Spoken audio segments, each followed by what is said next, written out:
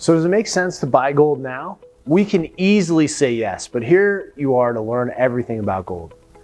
That means knowing both the good and maybe the not so good. The truth is there are legitimate reasons people don't invest in gold. We say legitimate because investing is not a one-size-fits-all type of thing. What may be right for you will not necessarily be right for the next person. So here's the flip side of the coin. Why people refuse to buy gold.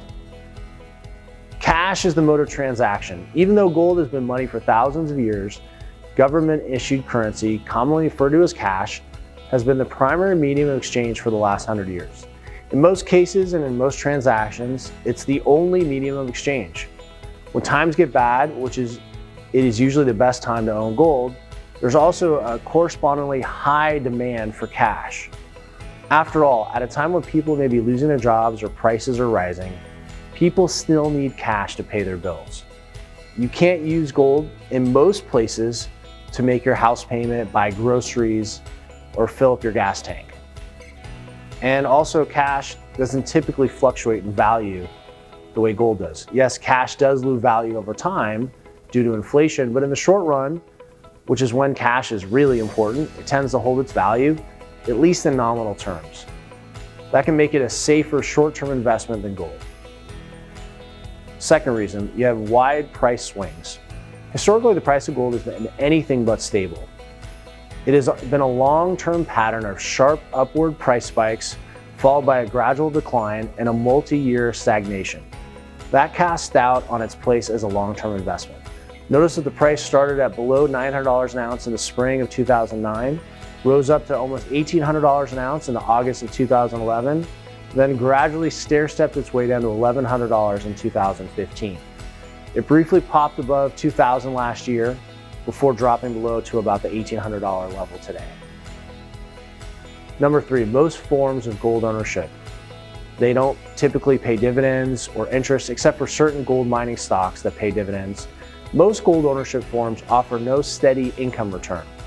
This is unlike dividend-paying stocks or fixed income investments that pay interest. Particularly in the case of dividend-paying stocks, you have an opportunity to earn a dividend yield while you're holding the securities in the hope of selling at a higher price. With most forms of gold, the sole beneficial reason for owning it is just the price going up. There's no income stream to tide you over until that happens.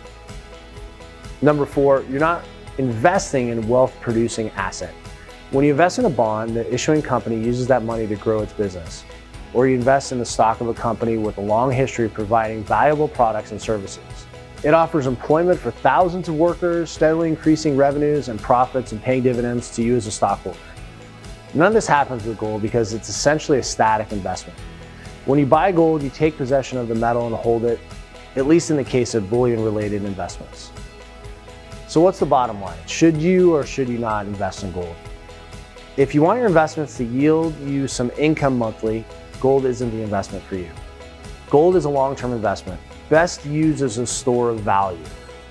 That means the $1 million you invest in gold 40 years ago is just as powerful or even more today. So as opposed to saving cash, which obviously has inflation, it's going to go down over time. Your $1 million 40 years ago won't even afford you a decent retirement if it's sitting in cash. So at the end of the day, what we're saying is you have to diversify, but look at all of your options when you're investing into gold.